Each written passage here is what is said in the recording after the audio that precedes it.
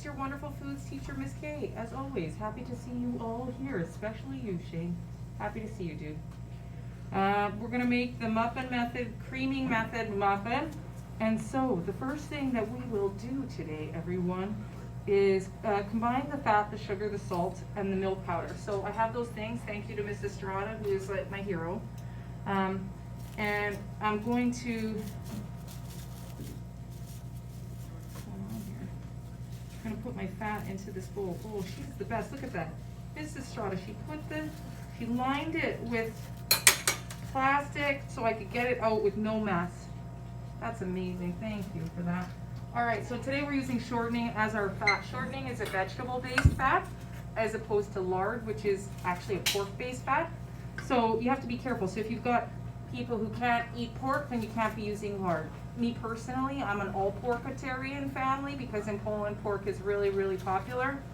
So in my pies and things, I do use lard and stuff, but if you can't, you use shortening, okay? And it's vegetable-based, and typically in a store, it might be called Crisco, or it will say vegetable shortening. So make sure that you don't confuse tender flake, which is lard, and Crisco, which is vegetable-based. All right, so it says combine your fat. So I've got my fat, my shortening is white. Then it says 80 mils of sugar. So I'm gonna have my all-purpose sugar here. I need 80 mils, which is 1/3 of a cup. All-purpose sugar. Sorry, I've got all my little containers labeled. COVID cooking, you know how it is. All right, so I've got, oh, this is 1/4. I need 1/3 of a cup. I don't have 1/3, I only have 1/2. That's all good. This is 1/3 right here. Perfect, thank you so much. All right, so I'm gonna cream in my sugar. It says my salt and my milk powder. So milk powder is basically milk that's just been dehydrated. And why would we need things like milk powder? For baking, you would never tell that you're adding milk powder. So this is my pre-measured out milk powder, dry instant milk, 7 milliliters. And then it tells me to add my salt. So how much salt? It's only 1 milliliter of salt, or 1/4 of a teaspoon.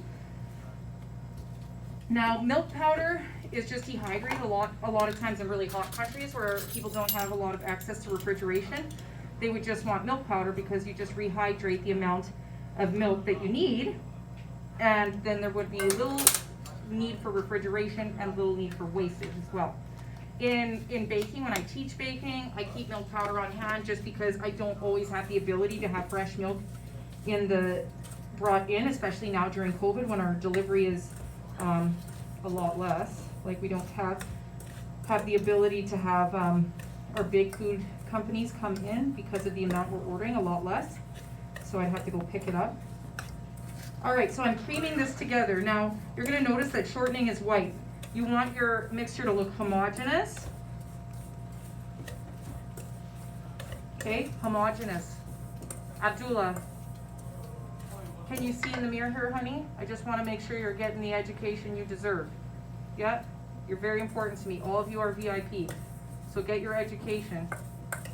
All right, so now I've got it all creamed together. It looks homogeneous, looks like one color. Everything's pretty white there.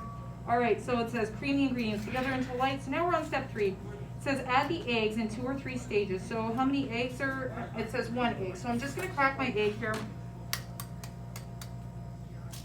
into my custard cup. Now, anybody here buy like organic eggs? Anybody? No? I can usually tell about the quality of an egg based on how the yolk looks. This one doesn't look too bad. But a lot of times I buy eggs from the market, from like a farmer's market, from Sylvan Star Farms. Really, really excellent eggs. Brown eggs, they're all different sizes and shapes. I love that because that's what actually happens in nature. And in terms of taste, and then yolks, like a nice bright yellow yolk, especially when you're making things like lemon curd. Lemon curd, the bright yellow color comes from the yolk, not from lemons, right? So you need nice yolks. All right, add the eggs in 2 or 3 stages and cream well after each addition. So you gotta make sure, so I'm gonna do this.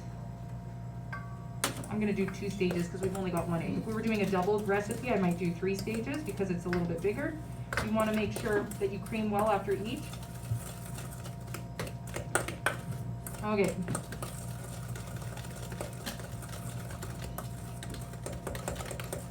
Okay, you want all your fat and everything to be creamed, and again, we want a homogeneous look. Right, it looks light yellow, which is as it should look. It's well mixed. Okay, now I'm gonna add the rest of my egg. Okay.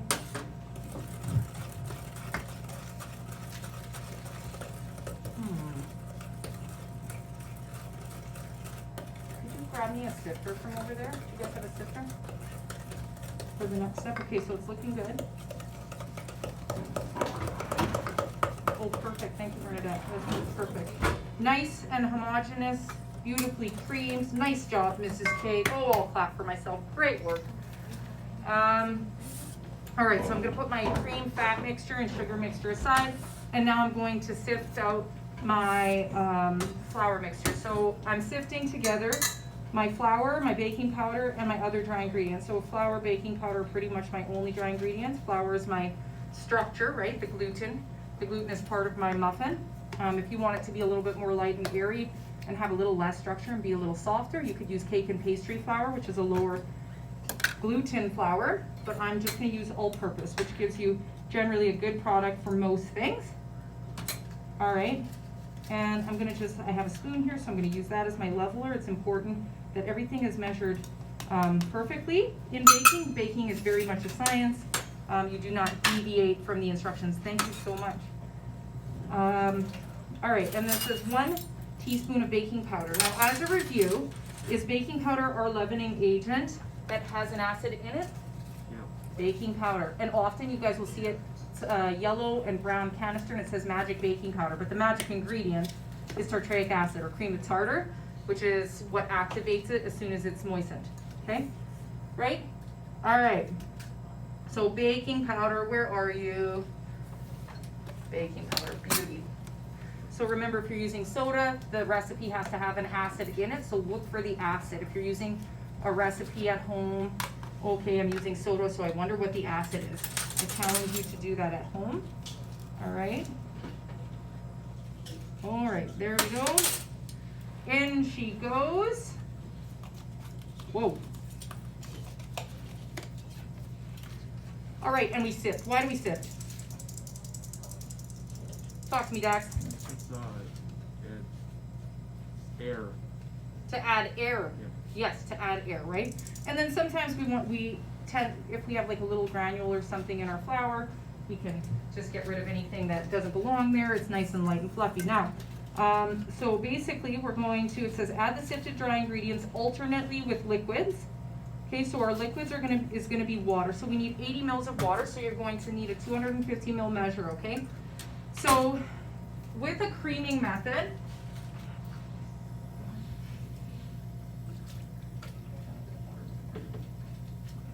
you guys actually might want to use a whisk for this and move over to a whisk, because what we're doing is emulsifying. Do you remember the other day when we talked about emulsifying? Remember?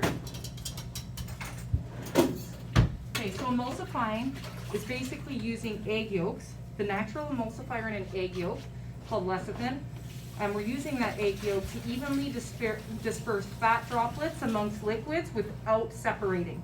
Okay, so you need an emulsifier.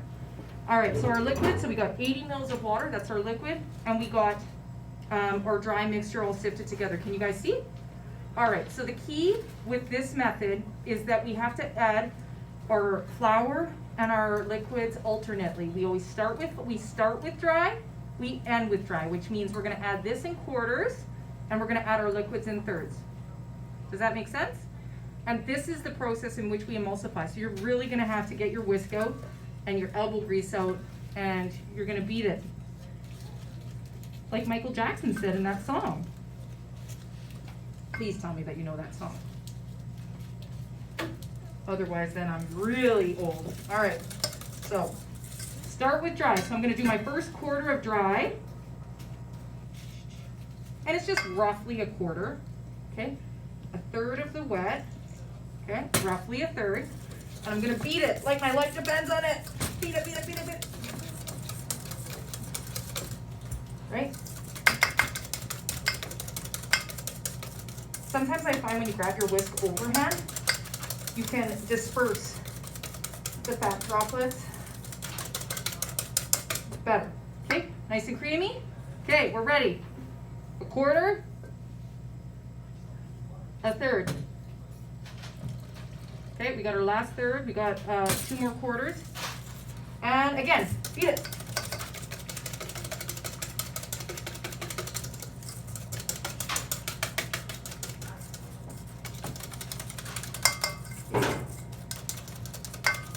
Now keep in mind, we're going to scoop this into cupcakes today, or into muffin liners. So any muffin tin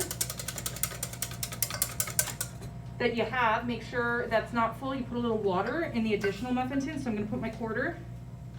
Okay. Okay, and my last third. Oop. There she goes.